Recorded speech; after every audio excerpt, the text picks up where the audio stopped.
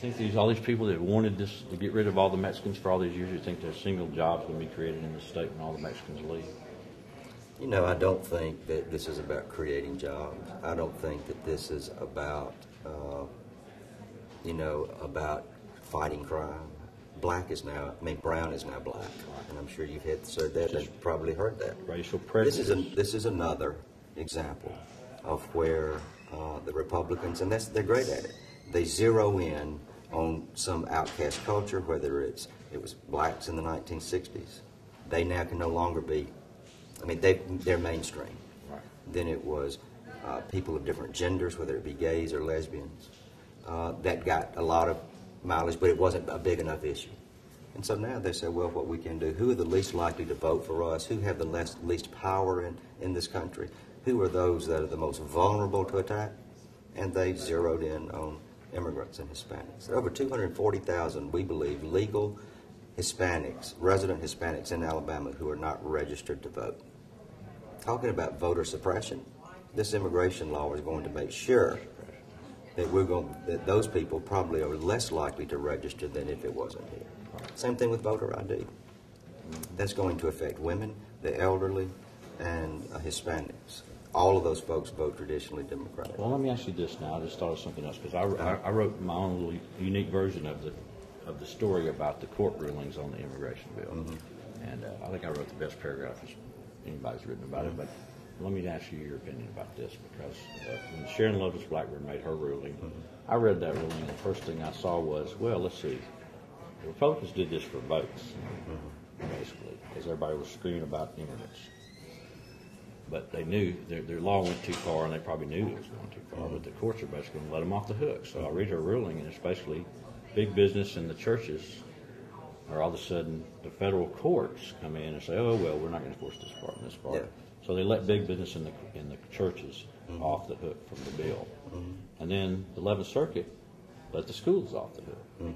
So all of a sudden, this becomes brilliant campaign strategy, because the Republicans win the election saying we passed this immigration bill, and the federal courts, they can blame the federal courts for letting them off the hook. So this bill doesn't even hurt the Republicans at the polls next time. Am I right? Yeah, it's the politics of the 60s. You know, we won't do it. Just let the federal courts take over our prisons. Just let the federal courts force us to desegregate. Yeah. Is my analysis accurate? I think so. I mean, Sharon Blackburn and I were in law school together. I respect her as a judge. I've known her for a long time. While we may differ on our opinions, she wrote an opinion that she thought was supported by the law. I disagree with her on points, but ultimately, it's like Robert Bentley will not take ownership of the immigration bill. There's an op-ed today in the Birmingham News about that. He doesn't have to. He needs to sit tight. He'll sit tight and let the federal courts do his dirty work, so that he can stand up to Alabama voters and say, I did everything I could to deal with the immigration problem, and those nasty federal judges struck it all down. That's exactly what happened. Politics 101 in Alabama. The thing about it is, there was a paragraph in that New York Times story that said they had to be balanced about everything. So they said immigration laws, first of all, they reported as a great victory for the Republicans in the Alabama legislature.